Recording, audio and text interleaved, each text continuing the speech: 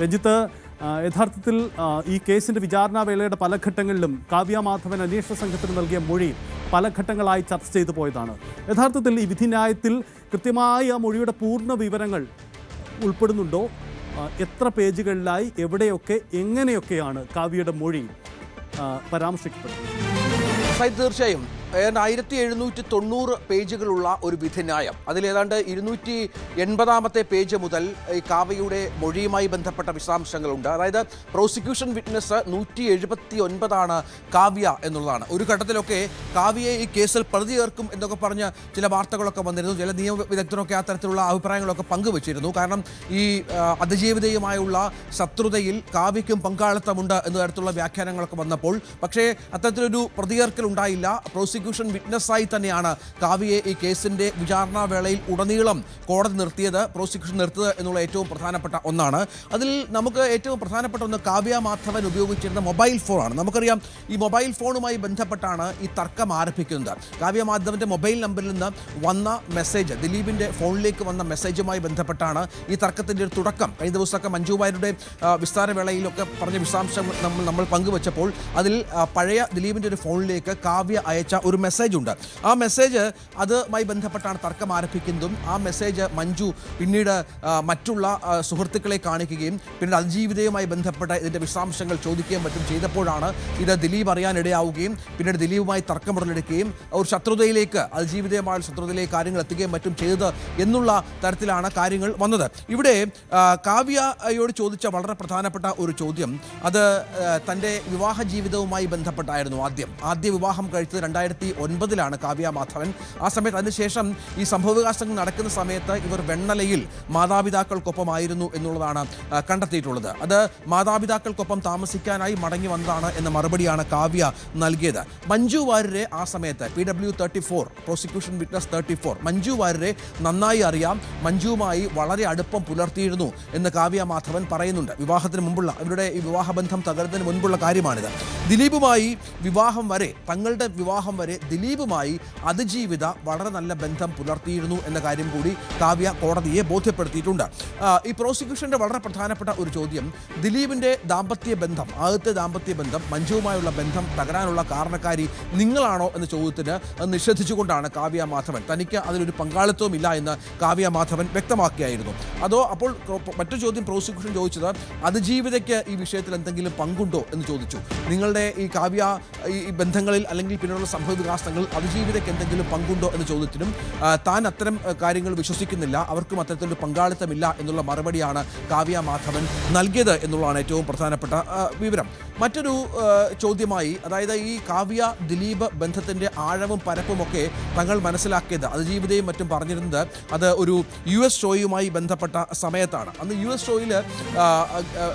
ഷോയിൽ അന്ന് ഒരു മുറിയിൽ ഇവർ തമ്മിൽ പരസ്പരം കാവ്യയും ദിലീപും മുറികളിൽ ഒരുമിച്ചുണ്ടാകാറുണ്ടായിരുന്നു. അത് കണ്ടു, ബാത്റൂമിലും മറ്റും ഒരുമിച്ച് പോകുന്ന കാഴ്ചയൊക്കെ കണ്ടു എന്ന മൊഴി അതിജീവിത നൽകിയത്. പിന്നീട് അതിജീവിത മാത്രമല്ല, തനിക്ക് ഈ വിഷയം അറിയാമായിരുന്നു എന്ന് മഞ്ജു വാര്യരും മറ്റും പറഞ്ഞത് നമ്മൾ മൊഴിയായി കോടതിയിൽ കഴിഞ്ഞ ദിവസങ്ങളൊക്കെ നമ്മൾ ചർച്ച ചെയ്താണ്.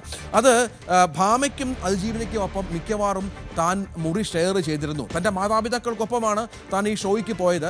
ഭാമയ്ക്കും അതിജീവിതയ്ക്കും ഒപ്പം താൻ തൻ്റെ മുറി ഷെയർ ചെയ്തിരുന്നു. അവർക്കൊപ്പമാണ് താൻ ചില ദിവസങ്ങളിലൊക്കെ ഉറങ്ങിയത് എന്ന് പറയുന്നു. മാത്രമല്ല ഇതെല്ലാം ഇൻ്റർ കണക്റ്റഡ് റൂമുകളാണ്, പരസ്പര ബന്ധമുള്ള റൂമുകളാണ്. അതായത് തൊട്ടടുത്ത റൂമുള്ള ആളുകൾക്ക് ഇപ്പുറത്തേക്ക് വന്ന് കയറാനും ഒക്കെ എളുപ്പമാണ്. അതുകൊണ്ട് തന്നെ അത്തരം മുറിയിലാണ് താൻ താമസിച്ചിരുന്നത്.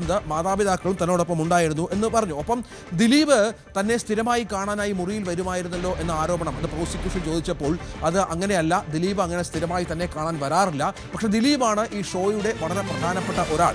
ഷോ പ്ലാൻ ചെയ്ത ആൾ ദിലീപായിരുന്നു ക്യാപ്റ്റൻ എന്നുള്ള മറുപടിയാണ് ഇത്തരത്തിൽ കാവ്യ നൽകിയത്. ഈ ക്യാപ്റ്റൻ പറയുന്നതനുസരിച്ച് ഈ യാത്രയുമായി ബന്ധപ്പെട്ട പ്ലാനുകൾ തയ്യാറാക്കാൻ, ഒപ്പം പിറ്റേ ദിവസം ഷോയുടെ ചാർട്ടുകൾ തയ്യാറാക്കാനും മറ്റുമൊക്കെയായി ദിലീപ് മുറിയിൽ വരുമായിരുന്നു. അത് താൻ ഒറ്റയ്ക്കല്ല, താൻ മറ്റുള്ളവരൊക്കെയുള്ള സമയത്താണ് വന്നുകൊണ്ടിരുന്നത് എന്നാണ് കാവ്യയുടെ മറുപടി എന്നുള്ളതാണ്.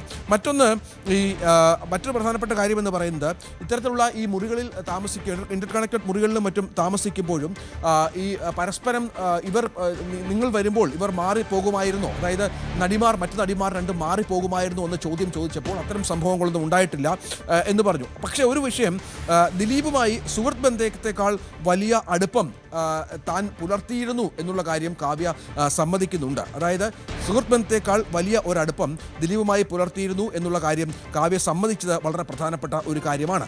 ഒപ്പം 2012 മഞ്ജു ദിലീപ് ബന്ധം തകർന്ന് എന്ന് ചോദ്യം ചോദിച്ചപ്പോൾ അതിന് ഓർമ്മയില്ല എന്നുള്ള മറുപടിയാണ് കാവ്യ നൽകിയത് എന്നുള്ളതാണ് ഏറ്റവും പ്രധാനപ്പെട്ട കാര്യം.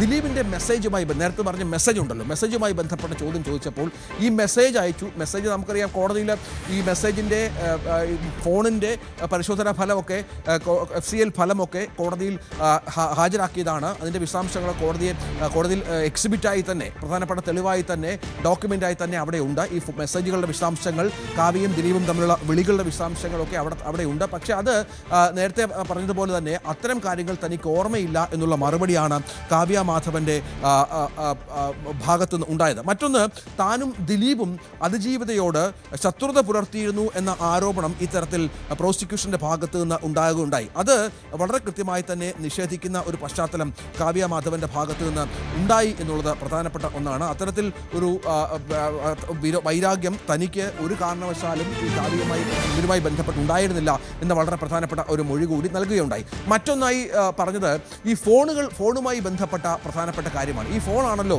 ഈ വിഷയത്തിൽ, ഫോൺ നമ്പറാണല്ലോ പ്രധാനപ്പെട്ട തെളിവായി മുന്നോട്ട് വെച്ചത്. പക്ഷേ ആ ഫോൺ നമ്പർ സംബന്ധിച്ച് കാവ്യ മാധവൻ പറയുന്നത് ആ ഫോൺ നമ്പർ ഉപയോഗിച്ച് തൻ്റെ തന്നെയാണോ എന്ന കാര്യത്തിൽ തനിക്കൊരു വ്യക്തതയില്ല.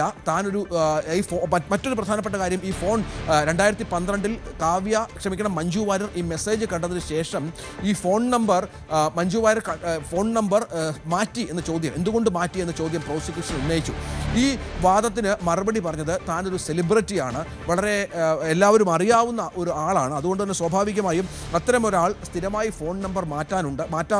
അതിൻ്റെ ഭാഗമായാണ് ഇത്തരത്തിലൊരു ഫോൺ നമ്പർ മാറ്റിയത്. അതിനകത്ത് അസ്വാഭാവികത ഒന്നുമില്ല എന്ന് വളരെ വ്യക്തമായി പറഞ്ഞു വെക്കുകയാണ് കാവ്യ ചെയ്തത്. അത്തരത്തിൽ തനിക്കെതിരെ ഉയർന്നു വന്ന ഇതുമായി ബന്ധപ്പെട്ട എല്ലാ ആരോപണങ്ങളിലും ഒന്നുകിൽ ഓർമ്മയില്ല എന്നും അല്ലെങ്കിൽ ഇതുമായി ബന്ധപ്പെട്ട് തനിക്ക് അറിവില്ല എന്നുമുള്ള മറുപടിയാണ് കാവ്യ നൽകിയത്. ഒപ്പം അതിജീവിതയുമായി ബന്ധപ്പെട്ട ശത്രുതയുടെ കാര്യത്തിൽ അങ്ങനെ ശത്രുത ഉണ്ടാകേണ്ട യാതൊരു സാഹചര്യവും ഉണ്ടായില്ല എന്ന മറുപടി കൂടി കാവ്യ നൽകുന്ന സാഹചര്യം നമ്മൾ കണ്ടു. അങ്ങനെ മറ്റൊരു പ്രധാനപ്പെട്ട കാര്യം, ഈ പ്രോസിക്യൂഷനുമായി ബന്ധപ്പെട്ട് മറ്റൊരു പ്രധാനപ്പെട്ട കാര്യം എന്ന് പറയുന്നത്, ഈ ചോദ്യങ്ങളിൽ വളരെ വ്യക്തമായി തന്നെ ഇത്തരം ഇല്ലിസിറ്റ് റിലേഷൻ, അതായത് കാവ്യയും ദിലീപുമായുള്ള അവിഹിതമായ ബന്ധം പ്രൂവ് ചെയ്യുക എന്നുള്ളത് വളരെ പ്രധാനപ്പെട്ട ഒരു കാര്യമായിരുന്നു പ്രോസിക്യൂഷൻ സംബന്ധിച്ചിടത്തോളം. അവിടെയാണ് ഒരു മോട്ടീവ്, എന്താണ് ഈ സംഭവത്തിന് പിന്നിലുള്ള മോട്ടീവ് എന്നത് പ്രൂവ് ചെയ്യാൻ പ്രോസിക്യൂഷൻ സാധിക്കുക. അതനുസരിച്ചുള്ള പലവിധ ചോദ്യങ്ങൾ, അത് അവരുടെ ബന്ധങ്ങൾ സംബന്ധിച്ചുള്ള ചോദ്യങ്ങൾ തന്നെയായിരുന്നു പ്രധാനമായും ഉണ്ടായിരുന്നത്. ഇവരുടെ അടുപ്പം സംബന്ധിച്ച ചോദ്യമായിരുന്നു പ്രധാനമായും ഉണ്ടായിരുന്നത്. മറ്റൊരു പ്രധാനപ്പെട്ട കാര്യം, ഈ 2016-17 സമയത്ത് ഏതാണ്ട് 710 കോളുകൾ കാവ്യയുടെ ഫോണിൽ നിന്ന് ദിലീപിൻ്റെ ഫോണിലേക്കും തിരിച്ചും വന്നിട്ടുണ്ട്. രണ്ടുപേരുടെ ഫോണിൽ നിന്ന് വന്നിട്ടുണ്ട്. അത് അങ്ങനെ ചോദ്യം ചോദിച്ചപ്പോൾ അവർ പറഞ്ഞ മറുപടി, ഈ സമയത്ത് തങ്ങളുടെ വിവാഹം നിശ്ചയിച്ചു വെച്ചിരിക്കുകയായിരുന്നു.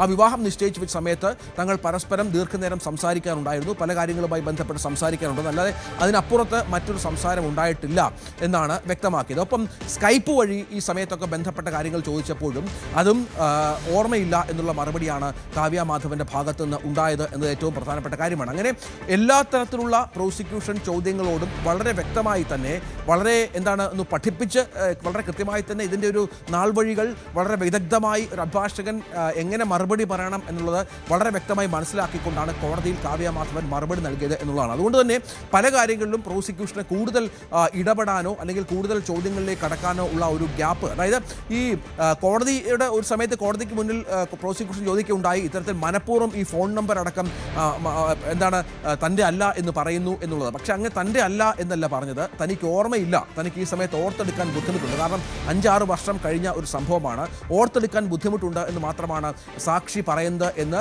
പലപ്പോഴും കോടതി സാക്ഷിയോട് അത്തരത്തിൽ പ്രോസിക്യൂഷനോട് മറുപടി പറയുന്ന ഘട്ടമൊക്കെ ഉണ്ടായിരുന്നു. അത്തരത്തിൽ നിരവധിയായ കാര്യങ്ങൾ പ്രോസിക്യൂഷൻ ഈ മോട്ടീവ് സംബന്ധിച്ച്, ഒപ്പം അതിജീവിതയുമായുള്ള ശത്രു സംബന്ധിച്ച് മനസ്സിലാക്കാൻ ശ്രമിച്ചു എങ്കിൽ പോലും ഇതിൽ പലതും ഈ പറഞ്ഞതുപോലെ കൃത്യമായി തന്നെ മറുപടിയിലൂടെ കാവ്യ മാധവൻ അത്തരത്തിൽ പ്രോസിക്യൂഷന് മറുപടിയായി കൊടുക്കുന്ന ഒരു സംഭവമാണ് ഉണ്ടായത്. മറ്റൊന്ന്, ഈ ഷോകൾ സംബന്ധിച്ച്, ഈ ഷോയിൽ വിദേശത്ത് പോകുന്ന ഷോകൾ ദിവസങ്ങളിലൊക്കെ നിരവധി ആളുകൾ കൂടെ ഉണ്ടായിരുന്നു. കലാഭവൻ മണിയും നാദിർഷായും ഒക്കെയുള്ള പല ഷോകളും ഇതുമായി ബന്ധപ്പെട്ട് ചോദിക്കുകയുണ്ടായി. ഈ ഷോയിലൊക്കെ ഉണ്ടായ സംഭവങ്ങൾ, ഒപ്പം ബസ്സിൽ ഒരു US ഷോയിൽ ബസ്സിലുണ്ടായ സംഭവങ്ങൾ, അതായത് ഈ അതിജീവിതയോട് നടൻ ദിലീപ് ഇത്തരത്തിൽ ചില കാര്യങ്ങൾ ചോദിച്ചുവല്ലോ എന്ന കാര്യം നിഷേധിച്ചു.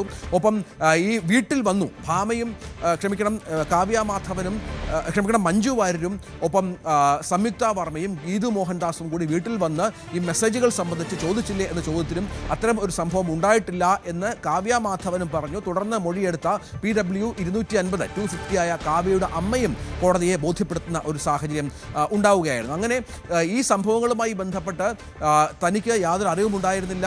പക്ഷേ തൻ്റെ ജീവിതത്തിൽ ദിലീപ് വളരെ പ്രധാനപ്പെട്ട ഒരു പങ്കാളിത്തം വഹിച്ചിരുന്ന ആളായിരുന്നു എന്ന് കാവ്യ പറയുന്നുണ്ട്. തനിക്ക് സുഹൃത്ത് ബന്ധത്തെക്കാൾ കൂടുതൽ ഒരു ബന്ധമുള്ള ഒരാളായിരുന്നു ദിലീപ് എന്ന് വളരെ വ്യക്തമായി പറയുന്നുണ്ട്. ഒപ്പം മനഃപൂർവ്വം ഫോൺ നമ്പർ മാറ്റിയെന്ന പ്രോസിക്യൂഷൻ വാദം തെറ്റാണ് എന്ന് കാവ്യ പറയുന്ന പശ്ചാത്തലമുണ്ട്. ദിലീപുമായുള്ള മെസ്സേജുകളും കോൺടാക്റ്റുകളും ഫോൺ കോളുകളും ഒക്കെ ഓർമ്മയില്ല എന്ന മറുപടിയാണ് പറഞ്ഞത്. അതിജീവിതയും ദിലീപും തമ്മിൽ ശത്രുതയില്ല ഉണ്ടായിരുന്നില്ല എന്നും കാവ്യ മാധവൻ പറയുന്ന സാഹചര്യമുണ്ടായി. തന്നെ കാണാൻ അതിജീവിതയും കൂട്ടുകാരികളും മഞ്ജു വാര്യരും വന്നു എന്നുള്ള മൊഴി അല്ലെങ്കിൽ അത്തരത്തിലൊരു കാര്യം പൂർണ്ണമായും കാവ്യ തള്ളുന്ന സാഹചര്യമുണ്ടായി. ഒപ്പം മഞ്ജു വാര്യരുമായുള്ള ദിലീപിൻ്റെ വിവാഹബന്ധം തകർന്നതിന് കാരണം താനാണെന്ന വാദം തള്ളുന്ന ഒരു പശ്ചാത്തലം കൂടി ഇതിനോട് ചേർത്ത് വെക്കണം. ഇതൊക്കെയാണ് വളരെ പ്രധാനപ്പെട്ട ഒരു ക്രക്സ്. മൊഴിയിൽ പറഞ്ഞിരിക്കുന്ന കാര്യങ്ങൾ കോടതി ഞാൻ ഈ നേരത്തെ പറഞ്ഞ പോലെ 1790 പേജുള്ള വിധിന്യായത്തിൻ്റെ വളരെ സുപ്രധാനമായ പേജുകളിൽ, അതായത് പ്രോസിക്യൂഷൻ്റെ പ്രധാനപ്പെട്ട ഒരു വിറ്റ്നസ്, അത് ഒരുപക്ഷെ വിറ്റ്നസിനെ ക്രോസ് ചെയ്തുകൊണ്ട് ആ ക്രോസിലൂടെ ഈ കാവ്യയുടെ മൊഴിയുമായി ബന്ധപ്പെട്ട വാദങ്ങൾ പൊളിക്കാം എന്നുള്ള ലക്ഷ്യമായിരുന്നു പ്രോസിക്യൂഷന് ഉണ്ടായിരുന്നത്. പക്ഷേ അത് അതിവിദഗ്ധമായി തന്നെ അവർ കാര്യങ്ങൾക്ക് മറുപടി പറയുകയും ഈ കേസുമായി ബന്ധപ്പെട്ട് ഈ കാവ്യയുടെ മൊഴി ഒരു പരിധിവരെ വിശ്വാസമെടുക്കുന്ന ഘട്ടത്തിലേക്ക് കോടതി എത്തുകയും ചെയ്തു. അതാണ് നമ്മൾ പിന്നീട് കണ്ട ഈ ദിലീപ് കുറ്റവിമുക്തനാകുന്നതുമായി ബന്ധപ്പെട്ട് ഈ കാവ്യയുടെ മൊഴി വളരെ പ്രധാനപ്പെട്ട ഒന്നായി മാറുന്ന സാഹചര്യമൊക്കെ ഉരുത്തിരിഞ്ഞു വന്നത് ഇങ്ങനെയാണ്. സഹിത